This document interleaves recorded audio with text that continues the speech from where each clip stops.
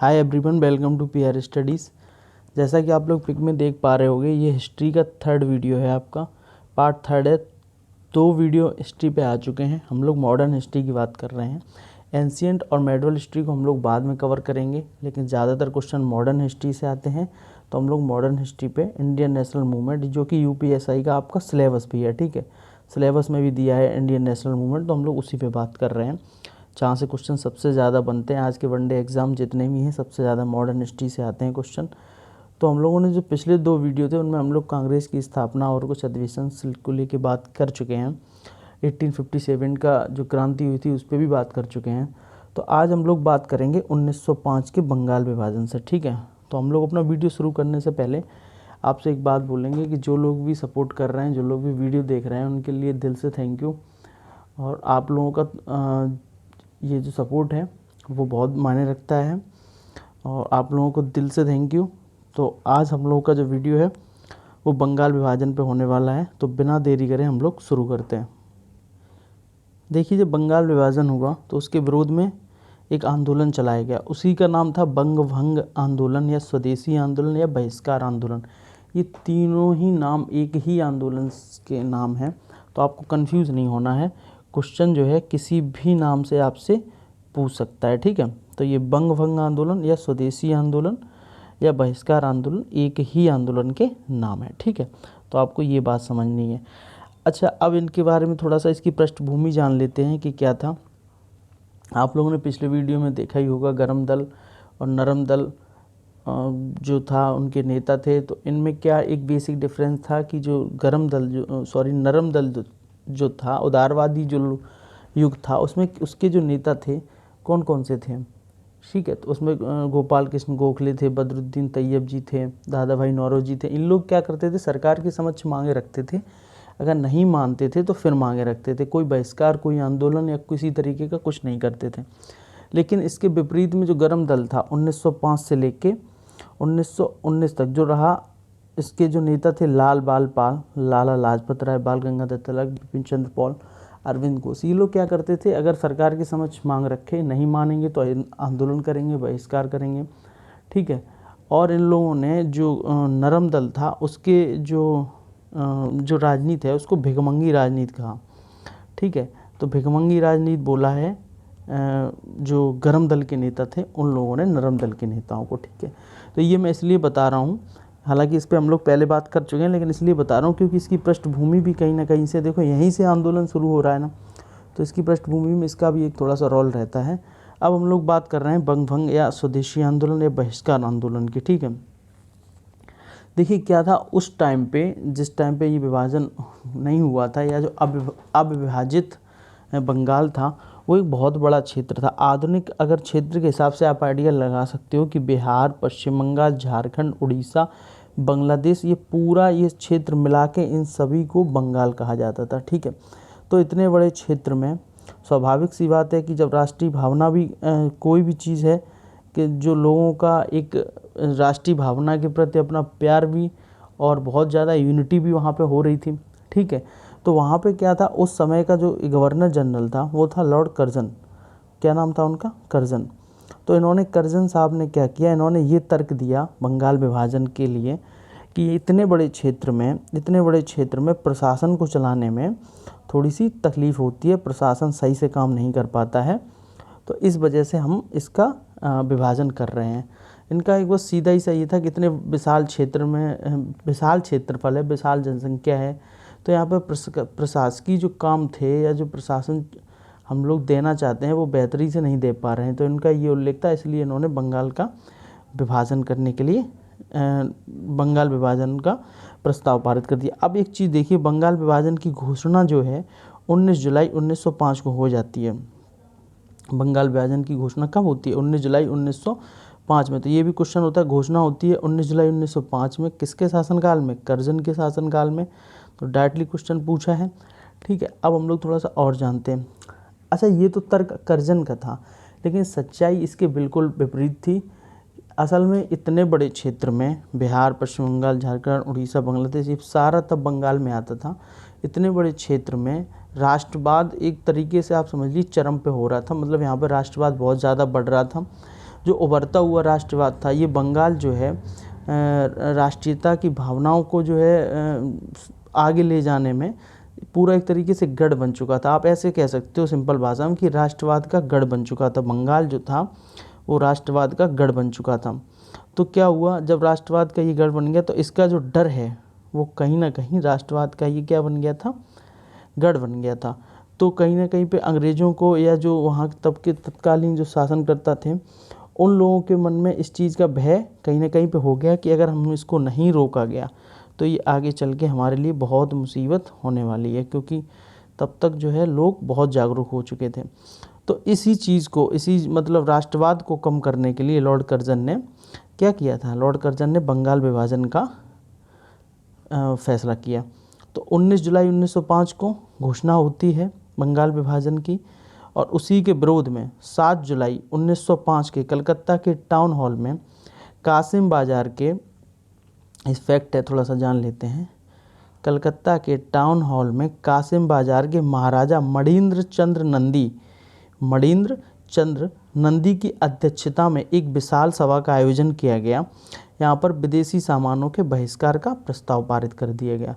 मतलब इस जो 19 जुलाई को होता है, घोषणा होती है, 7 अगस्त को एक मीटिंग होती है जिसका अध्यक्ष मणिंद्र चंद्र नंदी को बनाया जाता है, और यहाँ पे स्वदेशी आंदोलन जो है की नींव रख दी गई कि देखिए कहीं विदेशी सामानों का हम क्या करेंगे, बहिष्कार करेंगे, और जितने भी विदेशी जो भी चीज़ें विदेश की रहेंगी, जैसे यहाँ तक कि जो भी स्कूल्स रहते थे उनको भी मतलब वहाँ पे भी जाना लोगों ने बंद कर दिया, पढ़ना बंद कर दिया। उन्होंने स्वदेशी को अपनाने के लिए उस पर बल दिया। ठीक है, तो ये एक नॉर्मल बेसिक से फैक्ट है। उसके बाद हम लोग इसके आगे बात करते हैं कि देखिए बंग भंग आंदोलन या स्वदेशी आंदोलन 1905 से 1908 तक रहा। ये भी आपको जानना ज़रूरी है, 1905 से लेके 1908 तक। ठीक है, तो उस बीच में जो जो घटनाएं हुई हैं उन पे हम लोग बात करेंगे और उससे रिलेटेड कुछ फैक्ट भी जानेंगे। ठीक है, तो गवर्नर जनरल था लॉर्ड कर्जन। ठीक है, लॉर्ड कर्जन का जो शासनकाल जो था 1899 से 1905 तक है। तो ये चीज़ आपको समझनी है, 1899 से लेके 1905 तक लॉर्ड कर्जन का शासनकाल था। ठीक है, तो इस पे आप लोगों को थोड़ा सा फैक्ट पे ध्यान देना है। विभाजन की घोषणा बता चुके हैं 19 जुलाई 1905 को। विभाजन कब कर दिया गया, ये बहुत इंपॉर्टेंट फैक्ट है, 16 अक्टूबर 1905 को। 16 अक्टूबर 1905 को क्या कर दिया गया, विभाजन कर दिया गया। तो ये कुछ फैक्ट हैं जो जानने हैं। अच्छा, 16 अक्टूबर 1905 को कई बार क्वेश्चन पूछा है। इसी दिन को राखी दिवस के रूप में रविंद्रनाथ टैगोर ने बनाने के लिए घोषणा कर दी, और इसी दिन पे क्या किया गया, एकता, जो इतने भी बंगाल के लोग थे उनकी एकता के लिए पीले धागे वाली राखी बांधी गई उनकी कलाइयों में। सभी भाइयों ने एक दूसरे को बांधा और एक मैसेज देने की कोशिश की कि हम लोग यूनाइट हैं और हम लोग किसी भी तरीके से बंटने वाले नहीं हैं। हम लोगों को चाहे जो भी कोशिश कर लें लेकिन हम लोग क्या रहेंगे, एक रहेंगे।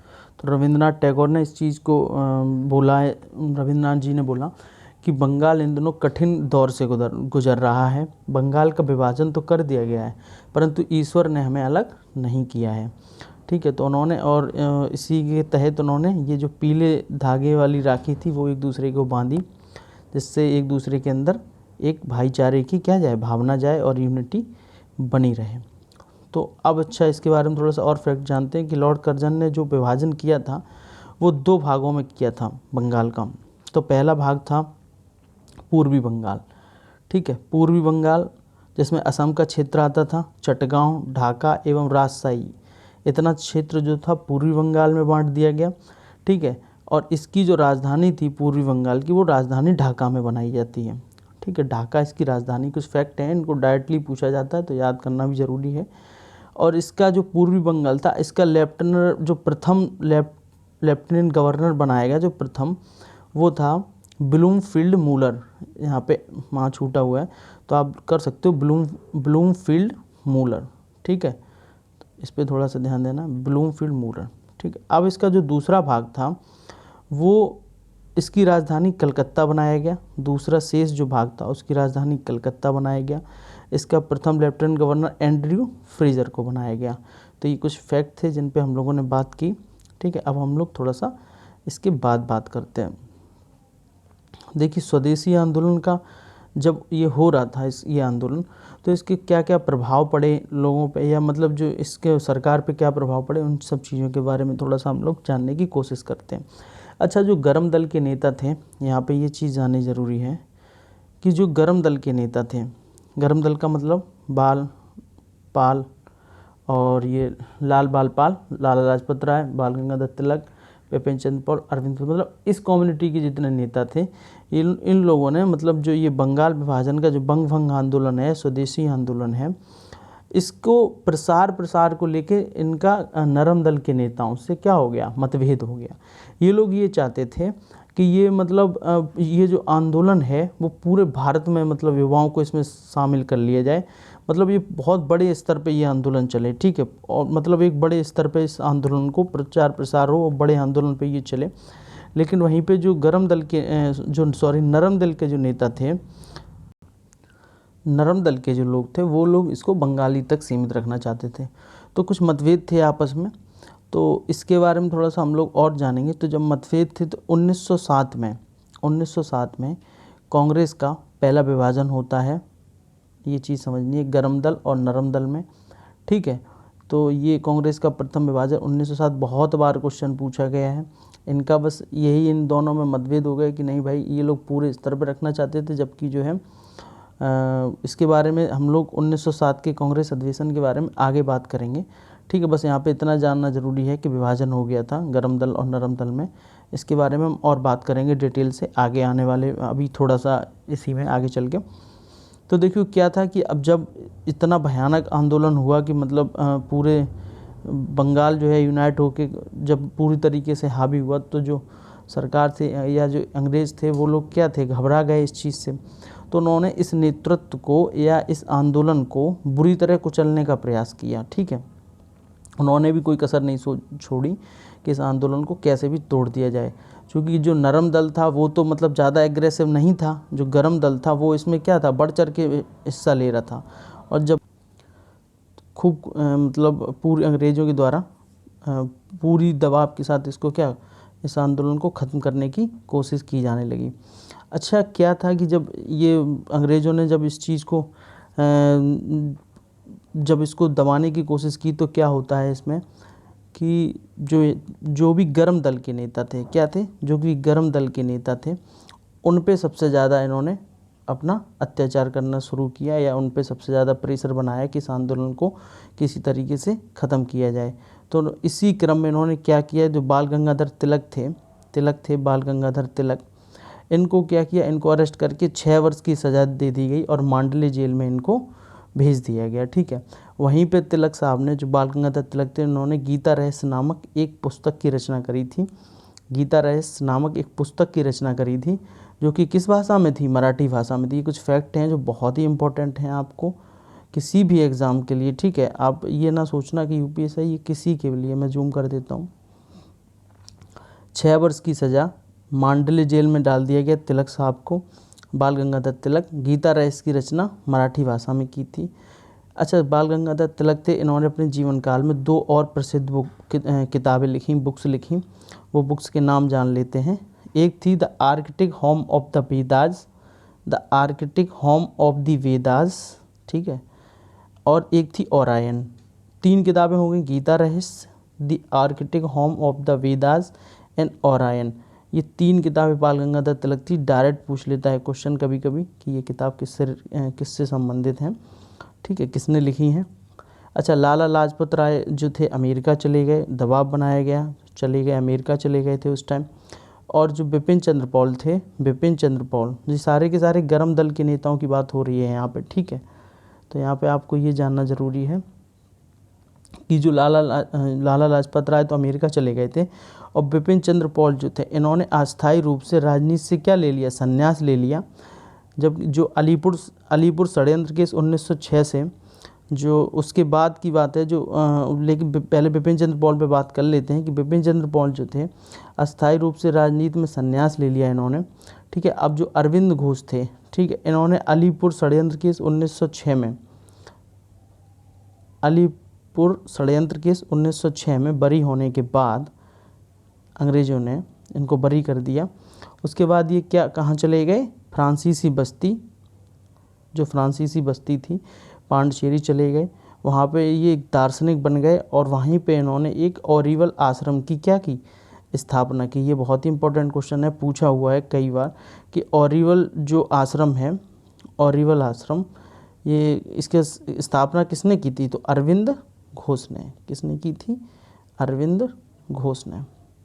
तो ये क्वेश्चन आपसे कई बार पूछा गया है एग्ज़ाम में, डायरेक्टली फैक्ट है। ठीक है, अब हम लोग बात करते हैं आगे। ये बात मुझे लग रहा है आपको समझ में आई होगी, और एक बार चाहो तो रिवाइज कर सकते हो। बिपिन चंद्र पाल अस्थायी रूप से राजनीति से संन्यास ले गए। अरविंद घोष फ्रांसीसी बस्ती चले गए पांडिचेरी, जहाँ पे ओरिवल आश्रम की स्थापना की। बाल गंगाधर तिलक की बात हम लोग कर ही चुके हैं। चलिए हम लोग आगे बढ़ते हैं। अब हम लोग बात करते हैं थोड़ा सा इसका, जब इन लोगों को, देखिए बंगाल विभाजन के फैक्ट हमने जाने, लेकिन थोड़ी सी इसका थ्योरी में और जानने का प्रयास करते हैं। देखिए क्या होता है कि अब जब जिस उद्देश्य से लॉर्ड कर्जन ने, जिस उद्देश्य से कर्जन ने विभाजन किया था बंगाल का, उसका ठीक विपरीत हुआ। इसने सोचा था राष्ट्रवाद कम होगा, बल्कि इसके विपरीत बहुत ज़्यादा राष्ट्रवाद जन्मा, जन आंदोलन बहुत बुरी तरीके से हुआ। तो क्या हुआ, इसका जो अंग्रेज़ों ने सोचा उसका ठीक विपरीत हुआ। उन्होंने सोचा राष्ट्रवाद कम होगा, इससे राष्ट्रवाद बढ़ा। ठीक है, और एक जो चीज़ थी कि यहाँ पे आप लोग को, ये जो लॉर्ड कर्जन थे, इन्होंने, तो लॉर्ड कर्जन ने जब जाना कि ये जो हम सोचे उसका ठीक विपरीत हुआ, इसी के मतलब आगे इसी चीज़ को बढ़ाने के लिए इन्होंने जो मतलब कुछ अलग तरीके अपनाए, कुछ और तरीके अपनाए कि इसको और तरीके से कैसे भी इस राष्ट्रवादी को तोड़ा जाए। तो जो और तरीका अपनाया, तो तरीके में क्या, उसी में से एक तरीका था मुस्लिम लीग को बढ़ावा देना। ठीक है, तो मुस्लिम लीग की जो बात करेंगे अभी हम लोग, मुस्लिम लीग को बढ़ावा दिया इन्होंने। मुस्लिम लीग की स्थापना कब हुई, 1906 में हुई। तो जब लॉर्ड कर्जन का वो वाला हथियार काम नहीं किया, तो फिर इसने क्या किया, मुस्लिम लीग को बढ़ाना, उसका जो है समर्थन करना शुरू कर दिया अंग्रेज़ों ने। तो अब देखिए क्या होता है यहाँ पे, थोड़ा सा इस आंदोलन का जब चल ही रहा था अपना बंग आंदोलन या स्वदेशी आंदोलन, ये उतना ज़्यादा लोग इसमें इन्वॉल्व हुए, इतना भयानक जन आंदोलन था कि आप इसको यहाँ से अंदाज़ा लगा सकते हैं कि इसमें पहली बार महिलाओं ने भी भाग लिया। ठीक है, महिलाएं जो हैं अपने घर से बाहर कदम रखीं, और उन्होंने क्या किया था, विदेशी जो, यहाँ तक कि जो विदेशी बर्तन थे, चूड़ियाँ थीं या जो चीज़ भी थी, वो पहनने से या इस्तेमाल करने से मना कर दिया था। छात्रों ने स्कूल जाना बंद कर दिया था जो विदेशी थे। मतलब पूरी तरीके से इस आंदोलन को आप समझ सकते हो कि एक अच्छे स्तर पे चलाया गया था। जहाँ तक मुस्लिम बहुसंख्यकों की बात है, तो इसमें बहुत ज़्यादा बढ़ चढ़ के हिस्सा नहीं लिया था, क्योंकि कहीं ना कहीं पे अब जो मुस्लिम लीग है जो बन रही है, या इसका एक जो ग्रुप है, वो क्या करेगा, कहीं ना कहीं कांग्रेस का क्या करता था, विरोधी था। तो वो इस वजह से थोड़ा सा आपसी मतभेद रहते थे। अब हम लोग बात करते हैं थोड़ा सा आगे इसके। अच्छा, स्वदेशी जो आंदोलन था, इसके जो असफलता की अगर बात की जाए, तो इसमें आप ऐसे समझ सकते हो कि आंदोलन का मतलब, जब गरम दल और इसमें क्या नाम, नरम दल में आपसी क्या हो गए, मतभेद हो गए। तो जो मतलब आंदोलन था वो क्या, नेतृत्वहीन हो गया। तो और दूसरी चीज़, जो ब्रिटिश सरकार थी उसने क्या किया, निर्ममता पूर्वक दमन किया।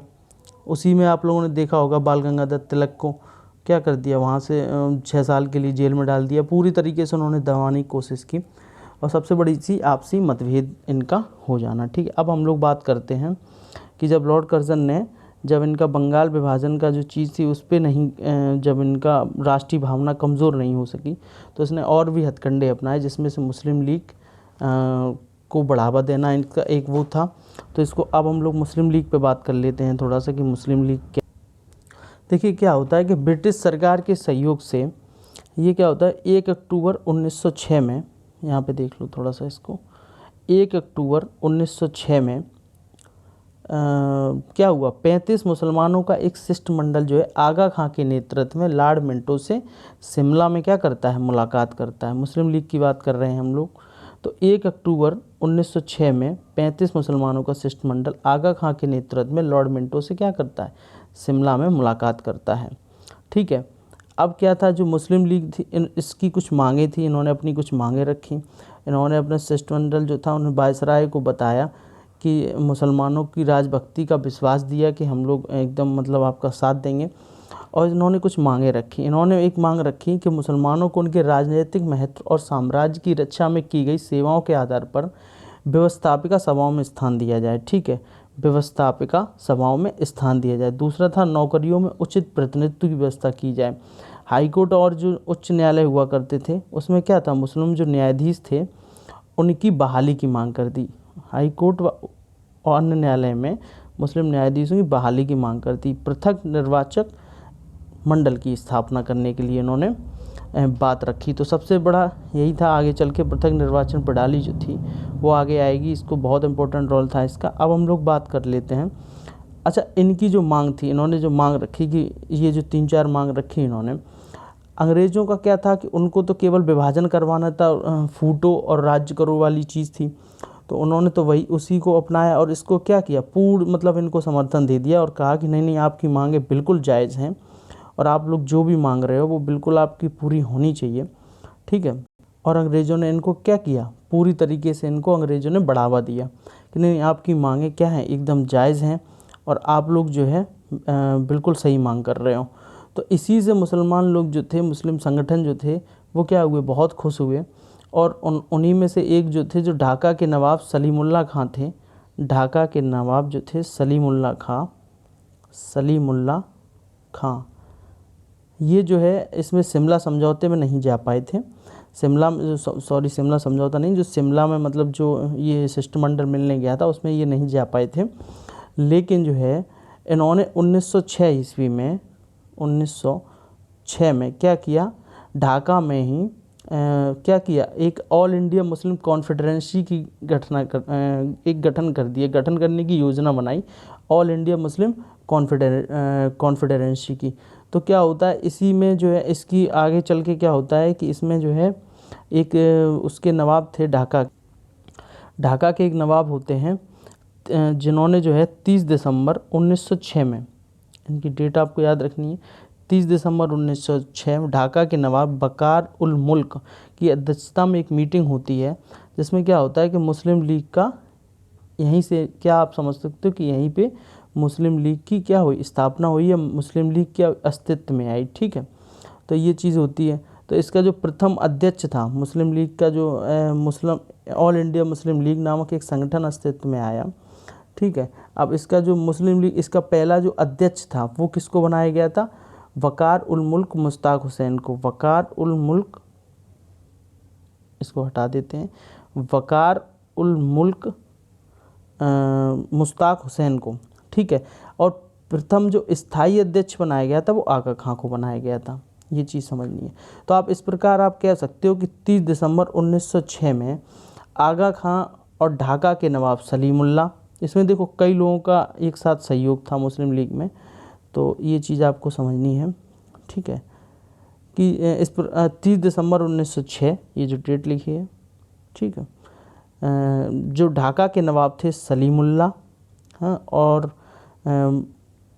मोहसिन उल मुल्क और बकार उल मुल्क, इन लोगों ने क्या किया, और आगा खां, इन तीनों लोगों ने, चारों लोगों ने मिलकर क्या किया, ऑल इंडिया मुस्लिम लीग की स्थापना कर दी, ठीक है। तो ये था इनका मुस्लिम लीग का अस्तित्व में आने का एक बेसिक, या आप समझ सकते हो थोड़ा सा इसकी जानकारी थी। अब जैसे मुस्लिम लीग से कुछ और भी फैक्ट हैं जो हम लोग जान लेते हैं, ठीक है। तो अब इसके बारे में थोड़ा सा जान लेते। देखिए, मुस्लिम लीग का जो पहला अधिवेशन था वो आपका 29 से 30 दिसंबर 1907 में, इसको थोड़ा सा इधर करते हैं, 29 से 30 दिसंबर 1907 को कहाँ पे हुआ, कराची में, मुस्लिम लीग का पहला अधिवेशन। अच्छा, पहले इसका जो मुख्यालय था ऑल इंडिया मुस्लिम लीग का कहाँ रखा गया था, अलीगढ़ रखा गया था, लेकिन बाद में इसको लखनऊ में स्थानांतरित कर दिया गया।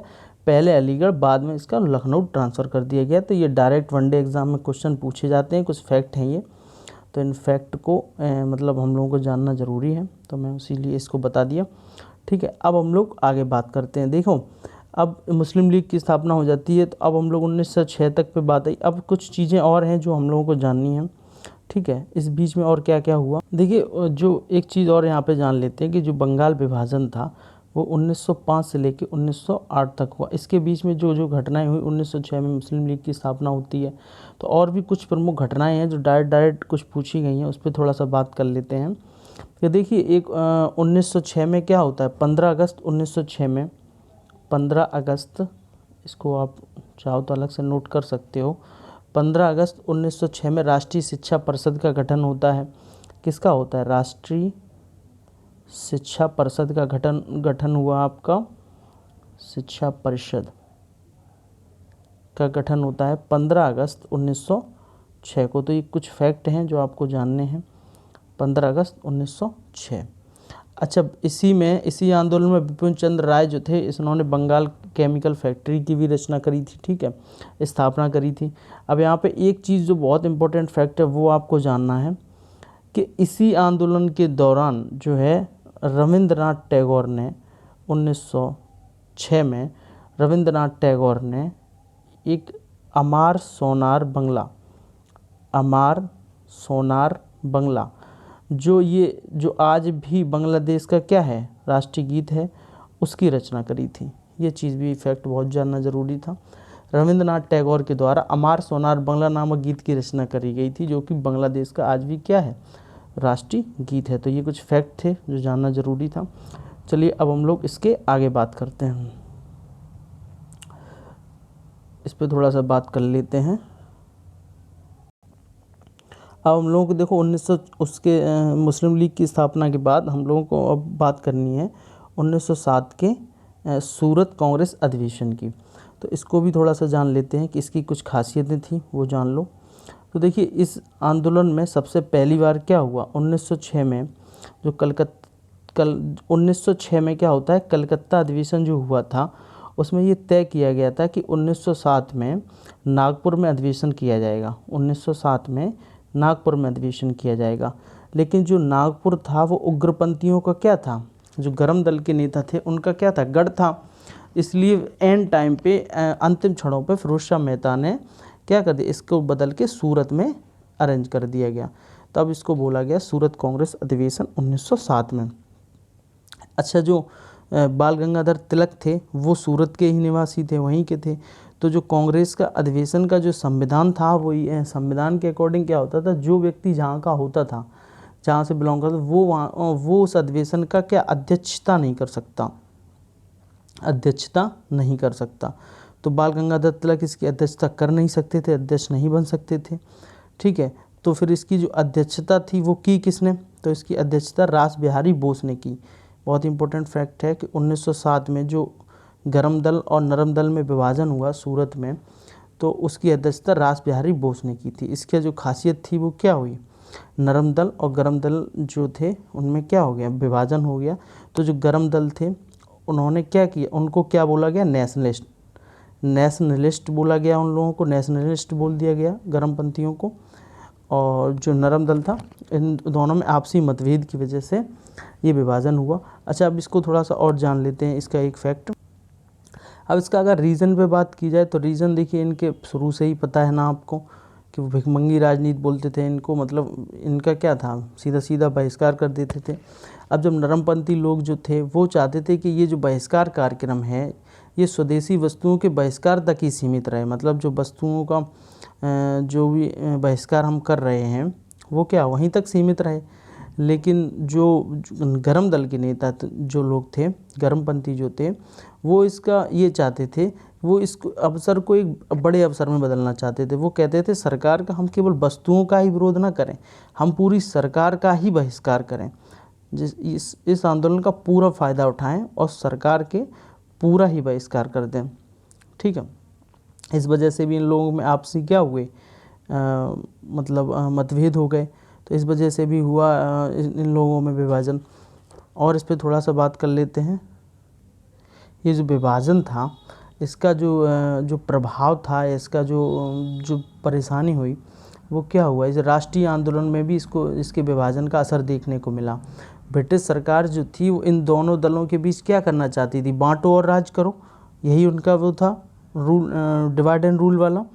तो बांटो और राज्य करो की नीति के तहत काम कर रहे थे वो लोग, और वो इसमें सफल भी हुए कहीं ना कहीं। तो क्या हुआ था, तो इन लोगों में आपसी सहमति नहीं बन पाई और ये विभाजन 1907 में हो गया। तो ये काफ़ी अच्छा फैक्ट है कि विभाजन कब हुआ, पहला गरम दल और नरम दल में, तो सूरत अधिवेशन 1907 में। तो ये कुछ फैक्ट थे जो आपको बहुत जानने ज़रूरी थे, ठीक है। तो उम्मीद करते होंगे कि आपको आज का जो वीडियो है वो पसंद आएगा, और मैंने कुछ फैक्ट देने की कोशिश की है। देखिए मैं चाहता नहीं हूँ कि मैं वीडियो बड़ा करूँ या लंबा करूँ, तो इस वजह से जो है मैं उसको जल्दी से ख़त्म करता हूँ। और दूसरी बात ये है कि अब जो नेक्स्ट वीडियो आएगा उसको इसके आगे की घटनाओं पे हम लोग बात करेंगे, ठीक है। तो 4-5-6 वीडियो में ये हम लोग का हिस्ट्री, इधर मॉडर्न हिस्ट्री का जो इम्पोर्टेंट पार्ट है वो क्या हो जाएगा, कवर हो जाएगा। और वैसे उम्मीद है यही है कि इससे बाहर नहीं जाना चाहिए, क्योंकि आप कोई भी प्रैक्टिस सेट लगाओगे तो आप खुद महसूस करोगे यही सब क्वेश्चन आपको रखे हुए मिलेंगे, कुछ भी अलग से नहीं आएगा, ठीक है। बस 2-4 कुछ इधर उधर के जो वो तो आप स्टैटिक में बोल दोगे कि वो कुछ अलग टाइप के क्वेश्चंस आते हैं, तो उनको भी हम लोग प्रैक्टिस के तहत क्या कर लेंगे, कवर कर लेंगे। अब आज का जो वीडियो है उम्मीद करते हैं आपको पसंद आया होगा, और जो लोग भी सपोर्ट कर रहे हैं उनके लिए एक बार फिर से थैंक यू बोलेंगे। और thank you for seeing this video.